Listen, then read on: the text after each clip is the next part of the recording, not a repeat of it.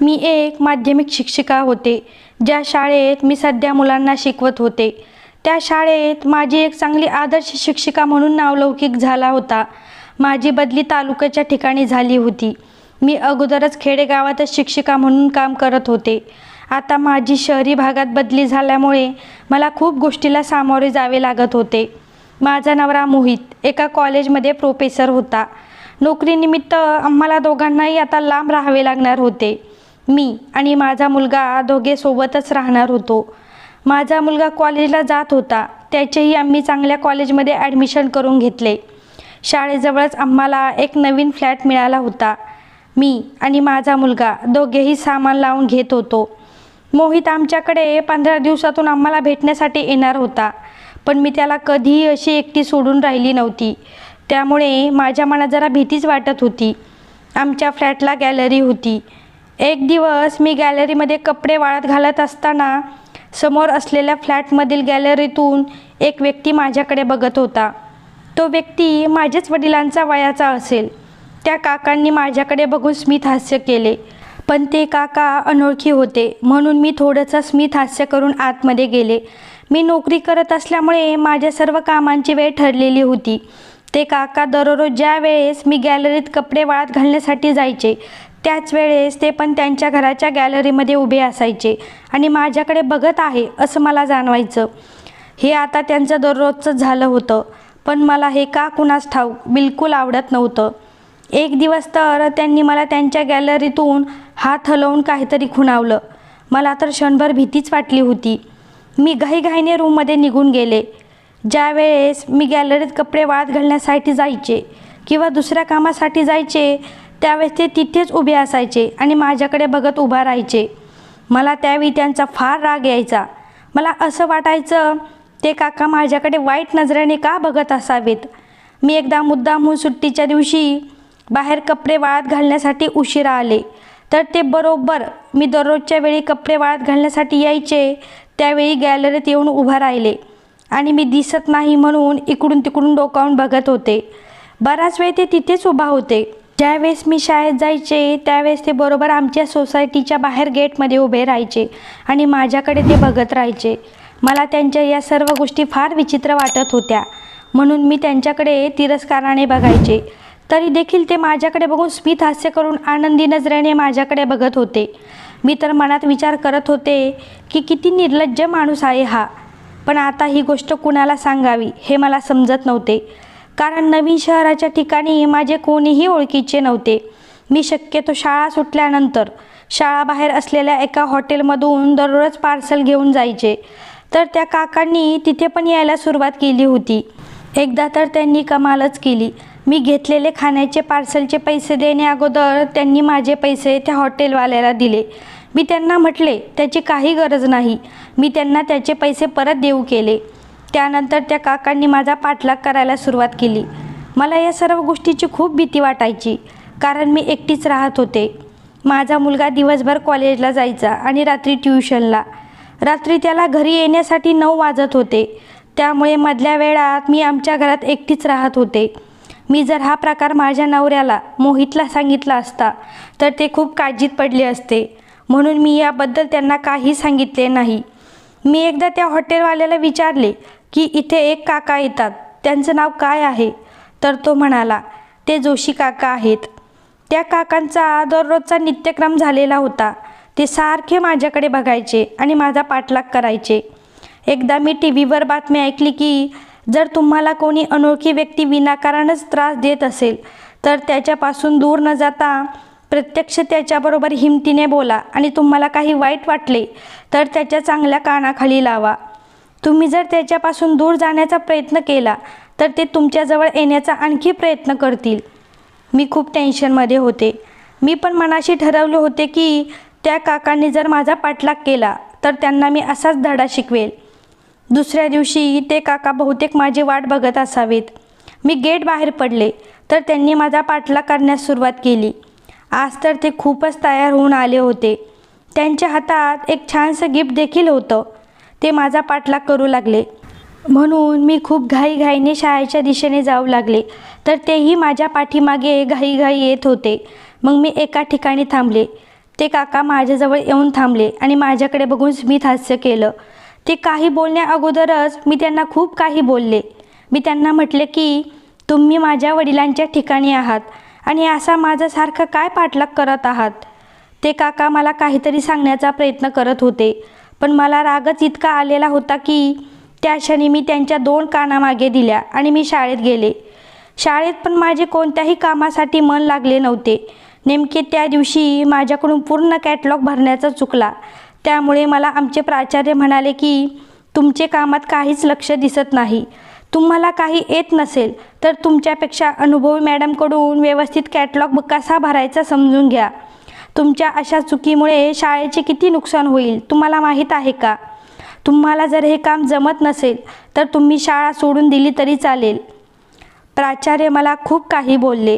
त्यामुळे अक्षरशः मला रडायला येत होते, कारण मला किती टेन्शन आहे हे फक्त मलाच माहीत होतं. दुसऱ्या दिवशी मी स्टाफ रूममध्ये बसून माझे काम करत होते, तेव्हा तिथे प्राचार्य आले. त्यांनी माझी माफी मागितली. मला थोडा वेळ काहीच समजले नाही. प्राचार्य म्हणाले की मी रागाच्या भरात तुम्हाला खूप बोललो, पण मला माहीत आहे तुम्ही तुमच्या कामाशी किती प्रामाणिक आहात. पण मी तुमच्याकडून अशी चूक का झाली हे जाणून न घेता खूप बोललो. त्याबद्दल तुम्ही मला माफ करा. नंतर प्राचार्य म्हणाले, बऱ्याचदा आपल्या समोरच्या माणसाबद्दल गैरसमज निर्माण होतो आणि आपण त्यांना वाईट वागणूक देतो. पण असं करण्याअगोदर आपण समोरचा माणूस कसा आहे हे जाणून घ्यायला हवं. आणि नेमकं माझं पण तुमच्याबद्दल तसंच झालं. त्याबद्दल मी तुमची माफी मागतो. त्यानंतर माझं टेन्शन जरा कमी झालं होतं. पण ज्या दिवशी मी काकांना बोलले त्याच्या दुसऱ्या दिवशीपासूनच काका आता त्यांच्या घरी दिसत नव्हते. मी इथे राहायला आल्यापासून मला त्या काकांची दररोज गॅलरीत बघण्याची सवय झाली होती. मला ते आवडत पण नव्हते, पण ते इतके अचानक माझ्या बोलण्याचा त्यांच्या मनावर परिणाम करून घेतील असं मला वाटलं नव्हतं. ते काका मला 5-6 दिवस झाले एकदाही गॅलरीत दिसले नाही. मी दररोज ज्या हॉटेलमध्ये जात होते त्या हॉटेलच्या मालकांना पण मी विचारले की इथे जे जोशी काका यायचे ते आता का येत नाही. तर ते हॉटेलचे मालक मला म्हणाले की नाही, त्यांना आठवडा झाला आहे ते इथे आलेले नाहीत. मला असं वाटलं मी त्यांना चांगला धडा शिकवला आहे, त्याच्यामुळेच ते आता माझा पाठलाग करत नसावेत. पण ते काका आता दिसत नसल्यामुळे का कुणास ठाऊक माझ्या मनाला हुरहुर लागली होती. कारण मी पण कोणत्याही गोष्टीची विचारपूस न करता त्या काकांना खूप बोलले होते.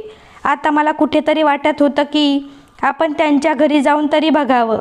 त्या दिवशी त्या काकांना मला काहीतरी सांगायचं होतं, पण मी काहीही ऐकून न घेता त्यांना खूप काही बोलले.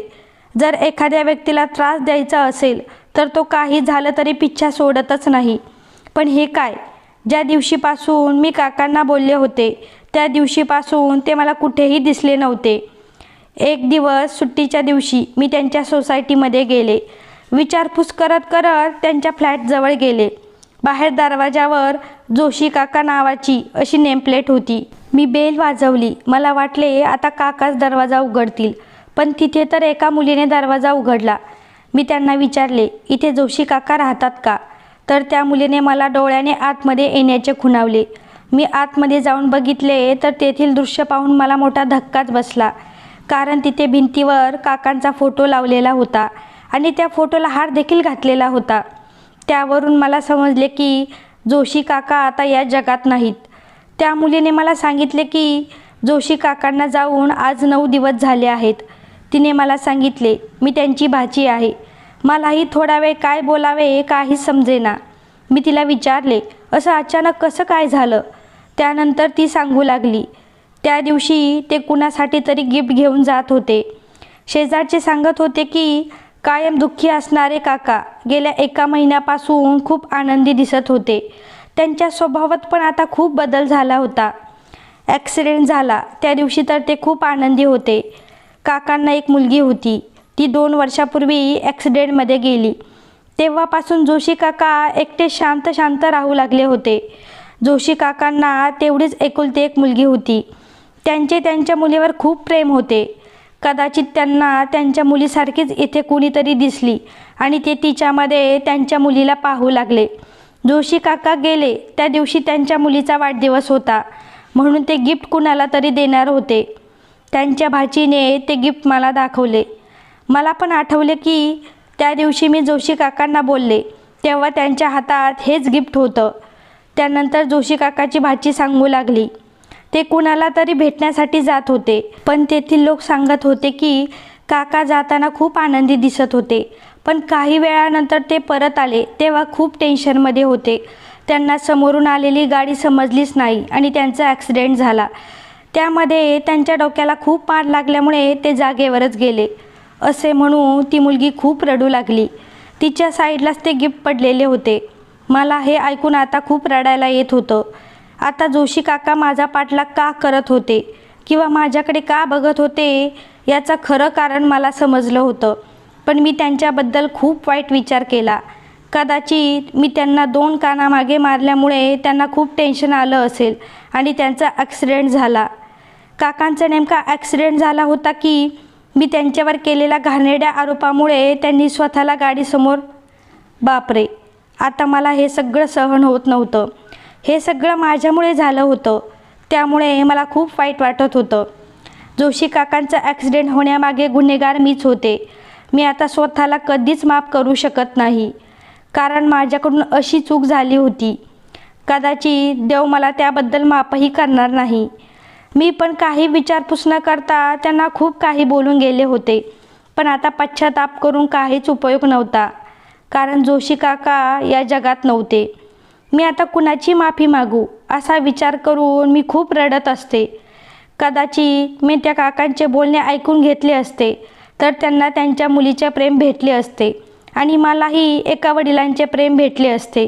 आता मला माझ्या वागण्याचा खूप राग येत होता. आताही मला ते जोशी काका गॅलरीत असल्याचा भास होतो आणि मला ते क्षण आठवले की खूप गहिवरून येतं.